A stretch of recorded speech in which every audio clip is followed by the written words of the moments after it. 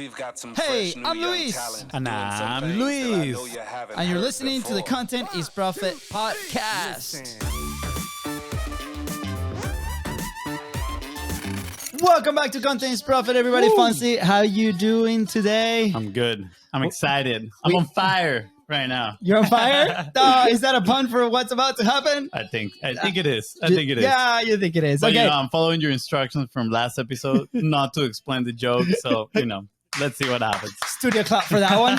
Good job, FONZI. I know it's like the first time in 400 episodes you actually don't explain the joke. So anyways, with that said, guys, I think we are ready to get started with the show today. We have a special guest. This is one of those guests that when you start podcasting, you're like, oh my gosh, he is probably 10 years ahead of being a guest on our show. But anyways, today is a reality. And we can't wait to establish that conversation with him and dig deep in the content and podcasting world. All right, FONZI, you ready? I'm ready. All right. I am ready. All right, here we go. We've got some Hey, fresh I'm new Luis. young talent And this is doing Luis. some And things welcome that to I the know you Content is haven't Profit heard before. podcast. In here, you're going to get the insights, accountability, and drive to create consistently and increase revenue. You'll hear from top entrepreneurs, creators, and anything and everything you need to know about content. All this while having a good time. The goal of this podcast is simple: entertain, educate, and turn your content into profit. Let's go. Guys, if you're enjoying this show, go ahead and hit that bell and follow on your favorite podcasting platform because you don't want to miss today on all the other episodes. Just going to say that. That is right. Don't forget to follow us in social media as well. And if today's guest help you move one step closer towards your goal, which I am certain he will, please don't forget to share this episode and leave a 5-star review. That's right. So, FONZI, what are we talking about today? Today, we have one of the OGs, the legend. And Ooh. honestly, I just want to dig for gold. I wish we could Golden Boulder compress time. his 10 plus years of experience into a headline. But reality is we're on discovery mode today. All right. So buckle up because today, like FONZI said, we have one of the OGs of the podcasting world here with us in Content is Profit. That's right. He started over 10 years ago, and now he's one of the flagship podcasts at the HubSpot Podcast Network and one of the most recognized podcasters, I would even say, in the worldwide world. He has published over 3,800 episodes. He has over 130 million listens, and he has earned over 24 million macaroons with his podcasting brand. Simply mind-blowing. We don't have a sound effects. I'm making it myself. Please welcome the Lord of the podcast, soon to be named Prince of Puerto Rico, the entrepreneur of fire himself. What's up, John? Gentlemen, I am ecstatic to be here. The only problem with being called an OG is that means you're old. So, that's kind of one negative. I kind of miss being the young, fresh face in the podcasting space 10 years ago. But you know what? Time marches on. Now I'm the Prince of Puerto Rico, living in a mansion by the sea. I got no complaints. What am I talking about? Oh my God. I know. It's Well, you're the young, fresh face in Content is Profit, just saying. It will always be that. But yeah, I know every time we talk with you, we're like, guys, it's like 80 degrees here. When are you guys making it to Puerto Rico? And we moved to Florida thinking it was just going to be good weather. But anyways, today we're not talking about weather, guys. Today we're talking about podcasting gold. And I remember the first time, John, that we saw you speak live. And that specific presentation really changed our output on content, our thought process around content and frequency and consistency, right? And obviously, you've been so consistent over a long period of time. And the main problem that people come to us is like, how can I actually be consistent, right? When they're starting out. And you were preaching daily podcasting, right? And everybody's like, what are you talking about? That's so hard, right? So do you want to share a little bit of like why the daily podcasting or the daily, like higher frequency, right? Like what's your point of view around that specifically? Sure. First off, what was that conference? That was Podcast Movement Yeah. in Dallas, Texas. Yeah. Good times. Good times. Yes. So for me, listen, I'm a big believer in the following. It's like you as an individual need to identify a problem in the world that's not being solved and become the number one solution to that problem. That's why, I've always loved your focus and your content because it's like, hey, what's one thing that people are struggling with for sure? It's not making content because anybody can make content, but it's profiting from that content that people have such a hard time doing. And so you are providing amazing solutions to that major real problem. And so back in 2012, I said to myself, what's a major problem in the podcasting space? Because I wanted to get into a podcasting space. And I said, well, there's a lot of podcasts, a lot less than there are now, but there's still a lot of podcasts back then. Yeah. And I said, well, what is not existing in the podcast space that needs to exist? What's something that I wish I could press play on? And I would love, what podcast would I subscribe to? And to me, the answer was pretty simple. I loved interviews with entrepreneurs. I loved consuming that content. And the shows that were out there were 1 day a week. And I said, well, what if I did a show that was 2 days a week? That would be twice as many episodes as Pat Flynn's podcast, podcast that I loved when I was just listening to podcasts back in the day.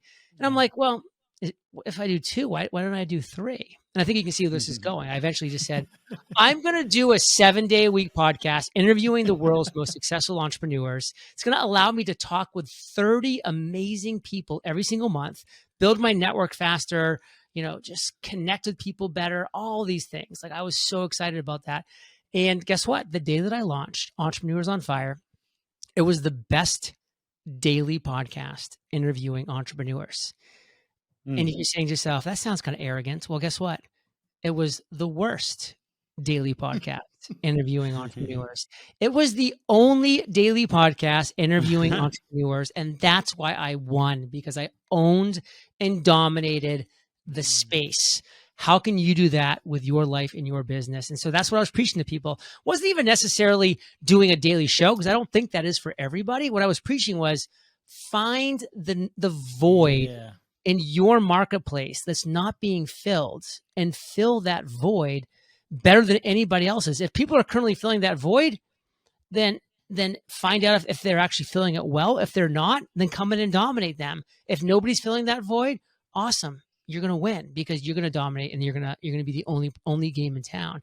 And for a long time, Entrepreneurs on Fire was the only game in town. So if you wanted a daily podcast interviewing entrepreneurs, love me or hate me, or somewhere in the middle, I was all you got. Like, that was it. So come and listen. Let's go. Yeah. I'm pretty curious. You mentioned the value of, building your network right now. That was one of the things that you briefly mentioned, 30 entrepreneurs every single month. You're building your network faster. You're growing.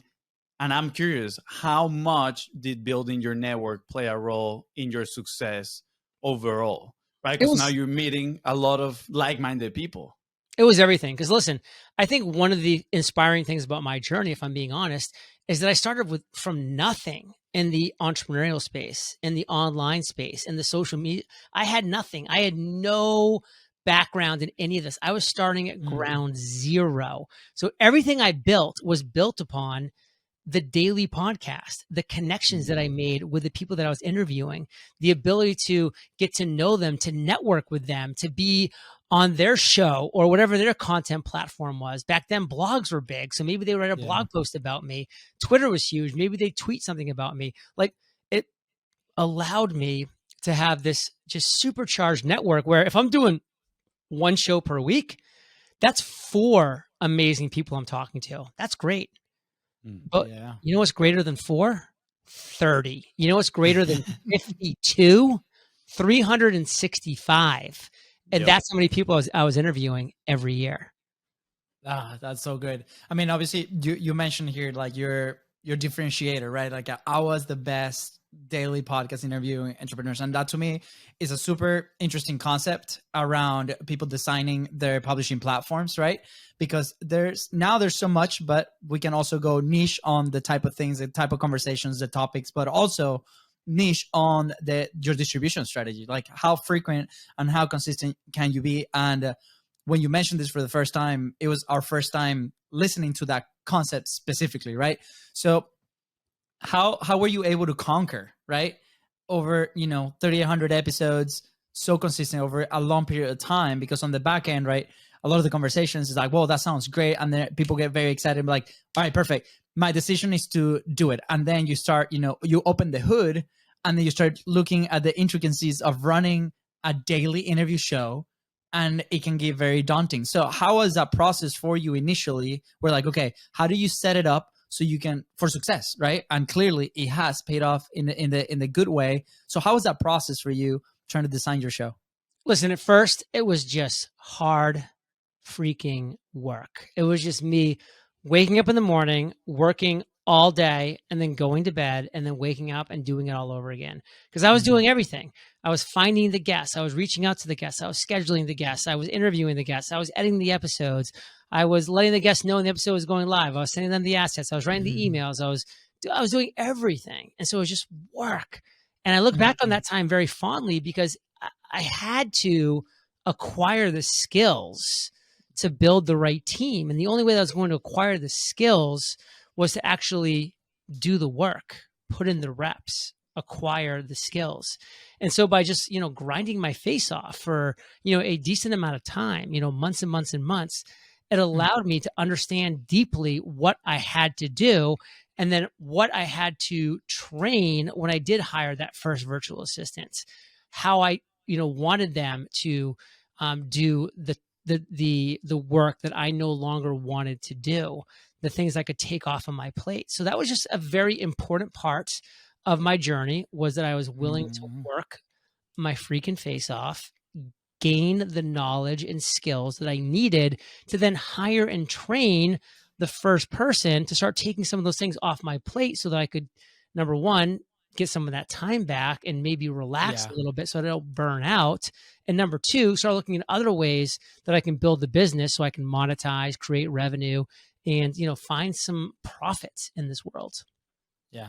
I'm pretty curious about something. Something you mentioned was, you were the best in the category, but also you were the worst in the category. So meaning you niched down at that time so hard that you were the only authority whatsoever in that category, right? So, fast forward, you've been podcasting, 12 years now, somebody trying to niche down, right? And I don't know if you have an answer for this, but I'm curious to hear your thoughts. But I feel like the more you niche down, obviously the smaller the audience gets, right? It might be a little bit more challenging to find that audience. It might be a little bit more challenging to grow on the podcast numbers on that side of things. So I'm curious now, right? Like can somebody come into a category like entrepreneurship, right? Let's just put it broad, and have success in there? Or do they need to niche down into that category of one to find some sort of success? I'm curious on how do you see both of them working, maybe in tandem, or you need a strategy that, appeals to both, right? Maybe you're recording certain episodes that is appealing to a broader audience, but at the same time, you have those episodes that are niching down. Step one is to identify your big idea.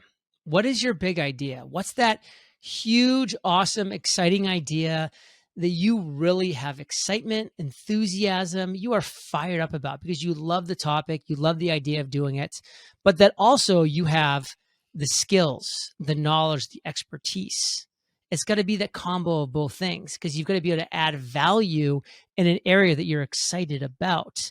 But step two, and this is to your question, to your point, and this is where so many people fail, is they just stay at step one, which is their big idea, which is a big idea. And it's probably a great idea, but guess what? So many other people have had that big, great idea and they're doing it. So the competition is fierce and you're going to get swallowed up. It's a red ocean. You're not going to find how to get traction and momentum because that's the hardest thing to do as entrepreneurs. So step two is discover the niche within your big idea that is currently not being utilized in this world, a void that is being ignored, an undervalued part of a market that is not being served right now. Like you really need to step back and say that is the next step. So not only do you have to think about niching, you have to niche your flipping face off. If you're not willing to niche till it hurts, to go all the way down to where you can look around that niche and say, I'm the best in this niche because either one, I'm the only, or two, the competition stinks, you're not going to win. But if you can niche down and become the number one solution in that niche, then you're going to get what almost every entrepreneur never gets. And that's why they fail, which is traction. You're going to get traction. You're going to get momentum. And that is so key and so hard to attain, but you're going to get it because even though the audience might be small, it will be mighty. And then over time, as you gain momentum, traction, notoriety, brand influence, authority, fill in the blank, then you can broaden that niche out and do other amazing things. Yeah. This is so good. Traction, momentum, niche till it hurts. I love it. I put it in like big bold letters. Obviously you have not just one show, you have multiple shows. So I'm very curious, right? Like we've had the conversation now for a few weeks, if not months, of like, okay, what's the next show, right? What's the next property? And it's been always in our heads, right? So obviously Content is Profit has been our full focus when it comes to publishing. Why did you decide to open different verticals like in the podcast, or brought your podcasting real estate in a sense? Yeah. And how were those initial steps into building that? And I want to add to that question, just for context for the listener right now, right? Your main show, Entrepreneurs on Fire, but then, and I'm looking up here by your name on the Apple Podcast app, and you have a free podcast course that I'm pretty sure that thing is still getting traffic, and I think you recorded it in like 2018. You have Podcasters Paradise that I think you stopped recording a few years back, but I'm pretty sure still gets some traffic, some listeners. Then you have Daily Fire, which is still active. I think it's been published for about 5 years, 60 seconds of daily inspiration with John Lee Dumas. And then you have the Daily Refresh, which is also active, and you do it on a daily basis, very short episodes. I think they're like 3-minute longs. And then you actually have Memoir, audio biographies. I found that one curious. I didn't know you actually had that one, but that one you stopped a while back. So I see that you have a lot of like podcasting real estate. Some projects you have stopped here and there, and some you're still very, very consistent. So I just wanted to add that context for the people listening. Once I got Entrepreneurs on Fire humming, I built the team. I had the sponsors in place. I was working on Entrepreneurs on Fire 5 hours a week. And that's currently what I do. Every Thursday, I'm in the studio that you're looking at. And from 1 p.m. until 5 p.m., I'm doing back-to-back interviews for the show. That's the only time I'm working on the podcast Entrepreneurs on Fire. My team does all the rest as far as everything else that it takes post-interview. So that is something that's, I've been able to create. So I had the system, the team, the process in place so that I'm putting in 4 to 5 hours at most per week for Entrepreneurs on Fire. That gives me a lot of free time. So I decided I'm going to try some different things. Let's try a daily inspirational show for 60 seconds. Let's try the Daily Refresh, which is a quote, gratitude, and guided breathing, because I'm a big person about, breath and breath work. So these are just some things that I've been excited about. Memoir, I've always been into history. So I said, I'm going to try, doing a series around Alexander the Great, because I wanted to learn about him anyway. So I'm like, why not do a podcast about it? So I did a podcast about it. And I'm like, who's the next person? Well, I don't feel like doing anybody else. All right, must leave the show up, but I'm not going to record any more episodes. So I've just been able to try a lot of different things over the years: courses, coaching, mastermind, conferences, journals, books, because I've built my core business, my main revenue generator, Entrepreneurs on Fire, into just a machine. And that machine gives me the freedom to try other things and to just have some fun. I love it. Every time we're like driving, with my wife, Katie, I'm like, oh my gosh, that's a great podcast idea. And she's like, oh my gosh, add it to the list. Add it to the list, Luis. So anyways. We need to get Content is Profit to your level, so then we can start, hitting all those ideas.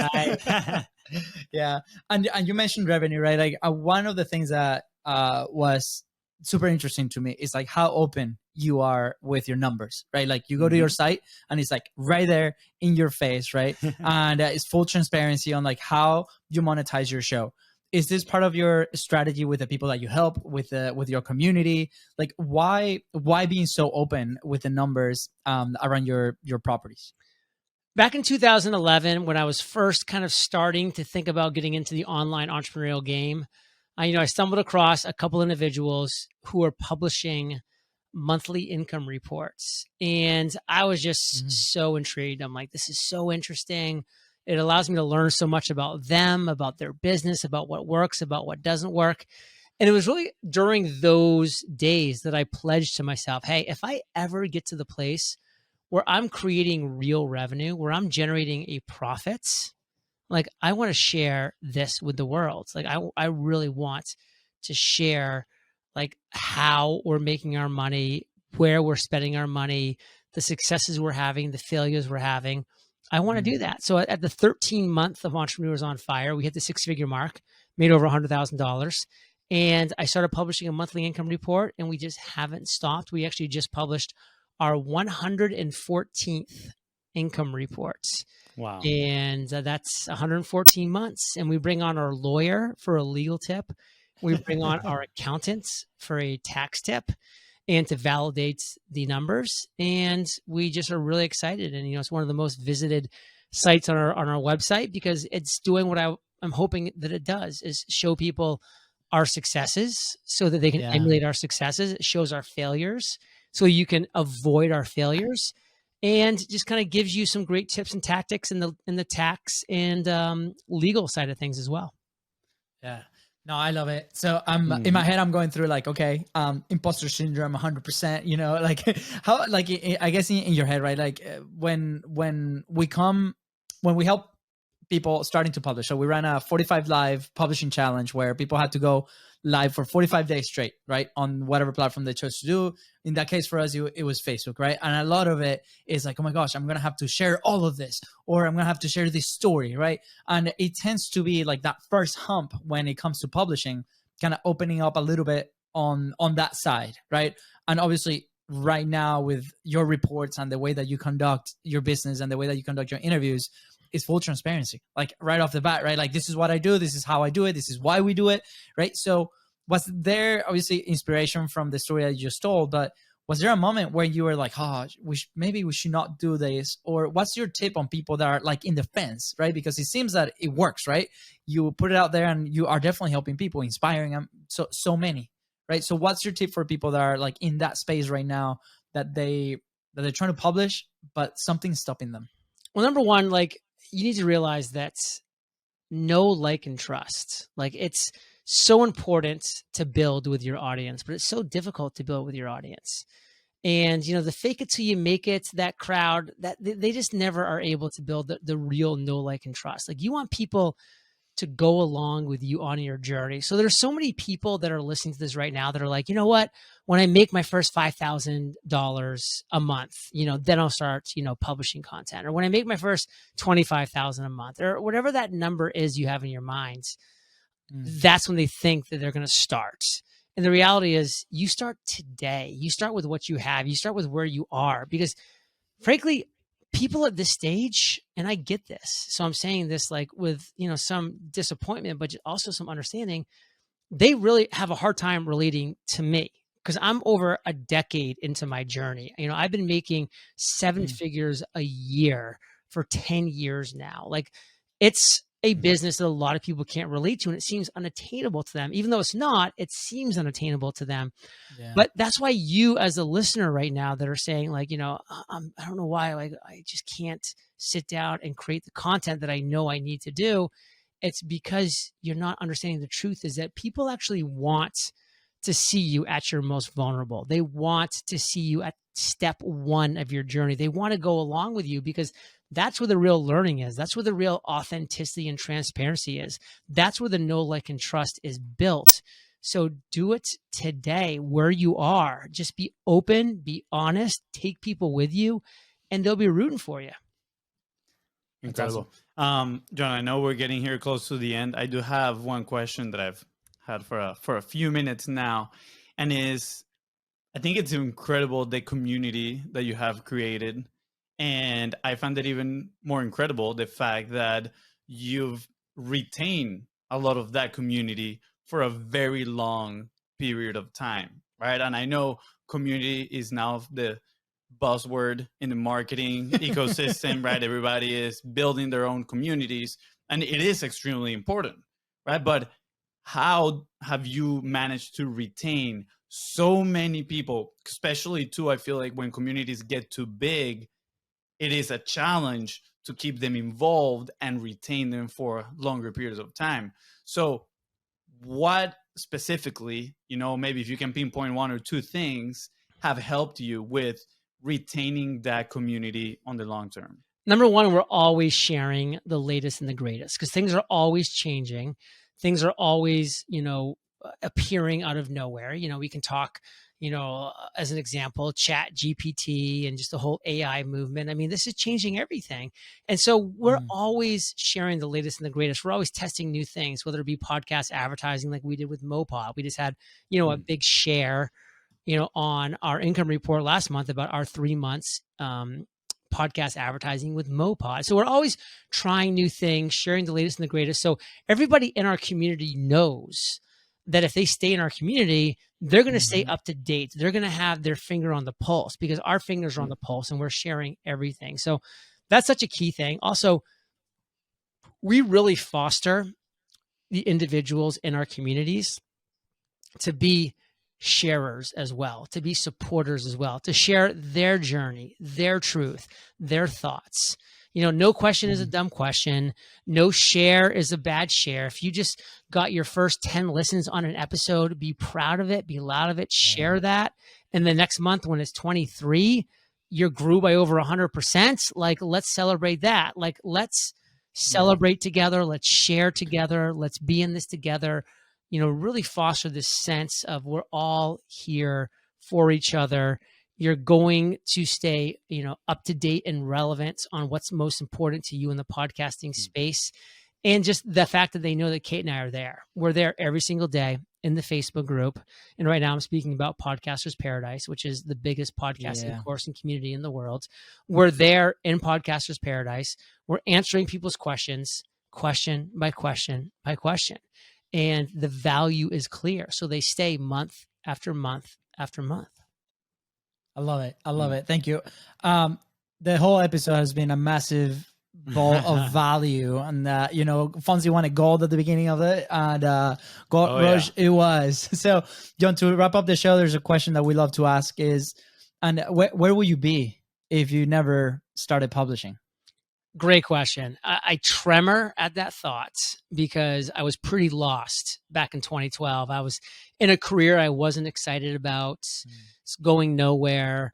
I was searching for inspiration, and if I hadn't started publishing content, it's very unknown. But I would definitely not be standing here talking to you today for obvious reasons. So I shudder at that. I'd be probably in some very unfulfilling traditional 9-to-5 job, counting down the years till retirement. Now I have the exact opposite life. I live, in a dream house overlooking the Caribbean, and I spend almost every day just by the pool, hanging out with my dog and my wife and having a blast and doing what I do, travel when I want to travel, being philanthropic in the causes that I believe in. And it's all because I decided to publish content. That's awesome. Yeah. Right. For those having questions around publishing, go ahead. Start. The roadmap is in this episode. John, this has been wonderful. Fonzie, anything else you want to add?